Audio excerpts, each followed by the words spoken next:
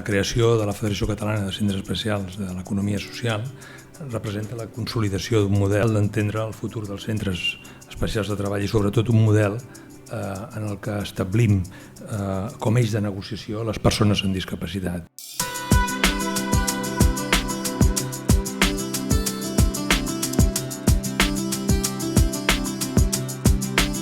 Después de varios años de negociación hemos sido capaces de ver la luz un proyecto que creemos tiene que ser la punta de lanza para que todo el sector de los centros especiales de trabajo sean capaces de ver todo lo que nos une y dejar atrás todo lo que nos separa. Entre todos, facilitarle a la propia administración estrategias y propuestas de solución a las diferentes problemàtiques.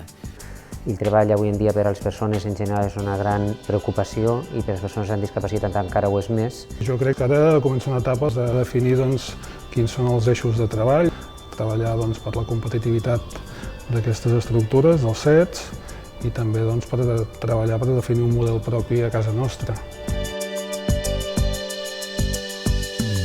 Sí que s'agraeix perquè moltes vegades des de la pròpia administració també necessites per mantenir un diàleg que doni fruits, tenir a l'altre costat de la taula una organització que sigui representativa, que sàpigues que realment a darrere té el sector i per tant jo crec que això sempre és important perquè també fa més fàcil la feina a l'administració.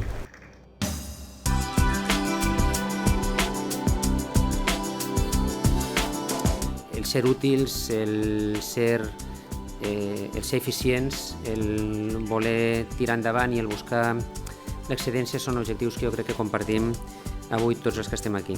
Ha sido una solución técnica, ha sido una solución de consenso, ha sido una solución innovadora y dinámica.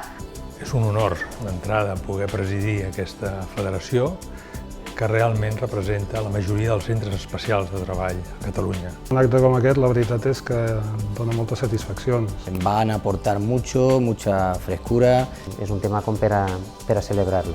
Supone un punto de apoyo muy importante para que los centros especiales de empleo puedan desempeñar sus funciones que vienen desempeñando de contratación de empleo de personas con discapacidad, que son tan necesarias y que ya en estos momentos agrupan a un número muy importante de personas en Cataluña.